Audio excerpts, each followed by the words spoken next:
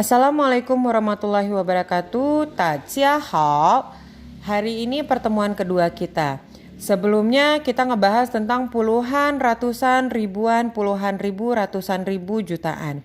Hari ini kita ngebahas tentang bagaimana menyebutkan dalam bahasa Mandarin itu pecahan, persentase, desimal, kemudian mata uang Cina. Nah, pertama yang kita bahas yaitu pecahan. Pecahan ini misalnya contohnya 2/3. Dalam bahasa Mandarin, kalau untuk pecahan kita menyebutkan yang bawahnya dulu baru yang atas. Dan untuk per dalam bahasa Mandarin kita menyebutnya dengan fenzi. Fenzi itu pernya, kemudian hanzi-nya ini fen, ini zi, fenzi. Jadi kalau 2/3 angka 3 didahulukan, san fenzi er, san fenzi er. Oke, contoh lainnya 1/2.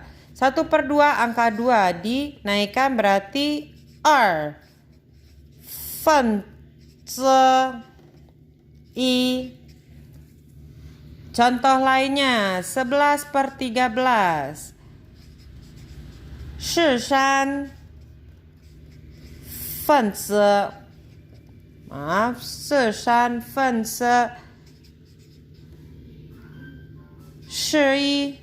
Nah, jadi 13 baru 11-nya. Itu untuk pecahan. Kemudian untuk persentase. Persentase. Pengucapannya sama dengan yang namanya tadi pecahan, contohnya 8%. 8% itu merupakan 8/100. Jadi angka 100-nya kita baca terlebih dahulu. Cuman kalau untuk persentase kita membaca 100-nya bukan i pai tapi pai saja. Jadi pai fenzi pa pai fenzi pa. Contoh lain 18%. 18/100. Tetap 100-nya kita baca dulu yaitu pai fenzi shi pa. Nah, atau 23%. 23%, 23/100 sama 100 juga. Jadi pai fenzi er shi san. Nah, itu untuk persentase. Jelas? Lanjut kita ngebahas tentang desimal. Desimal. Desimal komanya kita sebut dengan tien. Oke. Tien hanzi-nya itu untuk hanzi tien. Kemudian contohnya 5,23. Penyebutan di belakang koma kita menyebutnya satu-satu. Jadi 5,23 bukan 5,23. Jadi kalau ini kita menyebutnya tien er san, seperti itu. 103,351 misalnya. I pai ling san tien san i. Nah, setelah koma itu sebutnya satu-satu. 351 23. Berapapun panjang di belakang koma kita tetap menyebutkannya satu-satu. Contoh lagi 115,3861 misalnya. 115 kalau sebelum koma penyebutannya sama dengan angka yang kita bahas sebelumnya. Jadi kalau 115 itu i pai i shi tien san, pa, liu, i. Nah, itu untuk desimal. Sampai di sini jelas? Kalau kurang jelas nanti bisa bertanya langsung. Lanjut, setelah desimal kita ngebahas tentang penyebutan mata uang Cina. Mata uang Cina kita bisa menyebutnya dengan yuan. Jadi ada dua penyebutan, biasanya ada lisan kemudian ada tulisan. Bisa menyebutnya dengan yuan atau kuai. Kemudian jiao sama mao. Kemudian fan. Fan di sini sebut untuk sen. Kalau jiao atau mao itu sebutnya dengan puluhan sen.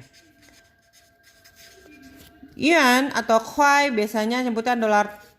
Kalau di sini sebutnya dolar. Yuan sama dengan mata uang Cina-nya. Tapi kalau ini biasanya kuai, mao, fan itu biasanya kalau kita belanja di pasar-pasar untuk lisannya. Yuan, xiao, fan itu juga penyebutannya kalau misalnya dalam pembelanjaan yang mungkin berupa di buku-buku, di tulisan misalnya, bisa seperti itu. Tapi yang saya gunakan di sini kuai, mao, fan. Itu yang lebih sering digunakan. Jadi kuai untuk dolarnya, mau puluhan sen, fan sen. Jadi setelah di belakang itu cuma ada dua angka. Contohnya 250. Nah, di sini bukan desimal ya, tapi untuk mata uang. 2 berarti titik ini anggap sebagai batasan untuk kuai. Jadi 2 kuai 5毛. Kenapa nolnya tidak saya baca dengan fan? Karena memang kalau dalam mata uang tidak ada 0 sen. Jadi kenapa 50 saya langsung menyebutnya dengan mau, bukan shi mau. Karena mau sendiri mewakili puluhan sen. Ya.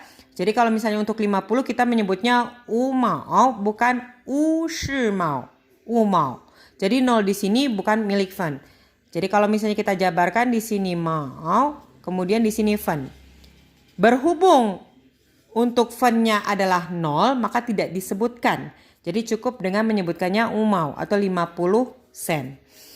Oke, contoh lainnya 222. Di sini 22 berarti kalau tidak ada penyebutan seperti ini otomatis dia sama dengan yang di atas. 20. 2 shi 2 kuai. Kuai ya untuk batasan di sininya. Kemudian 2 毛.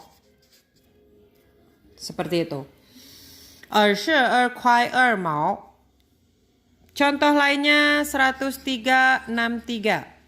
Tetap dua angka di belakang koma. Jadi di sini punyanya mau, kemudian di sini punyanya fan. Ini saya sebutkan karena dua-duanya mempunyai nilai.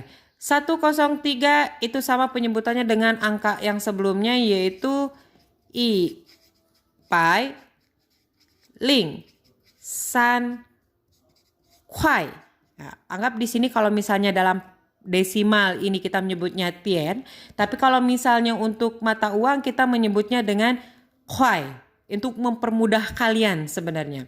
Kemudian 63 berarti liu mao san fan. Nah, seperti itu. Bisa contoh lainnya, misalnya sebanyak apapun, contohnya di sini 310502. Nah, ini ada lagi 02. Berarti kalau misalnya kita ngebahas tentang yang di belakangnya saja, di sini miliknya mau, di sini fan. Karena di sini angka 0 tidak mempunyai satuan nantinya, jadi tidak ada yang namanya puluhan sennya 0, puluhan sennya 0. Jadi yang dibaca cukup 2 saja, yaitu 2 fan. 3100